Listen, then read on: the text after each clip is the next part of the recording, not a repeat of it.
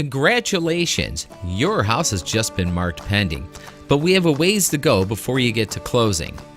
Here's what's coming up next in the process. First, you're going to have a home inspection, and we'll give you some tips following this on how to handle that. Then, the appraisal will take place about 7 to 10 days after the home inspection. Next, we'll go to mortgage underwriting, and finally, closing. Here are a few quick tips to prepare a home for inspection. Make sure all light bulbs are working by changing them prior to the inspection. The inspector will want to be able to view all areas of your home, so make sure to move items away from the walls so they can be inspected for cracks and water penetration areas. Thin out your closet of clothes so the inspector can see inside them. And if there's an access panel to the attic, make sure it's accessible. Change out all filters and leave any service tags so the inspector can see them.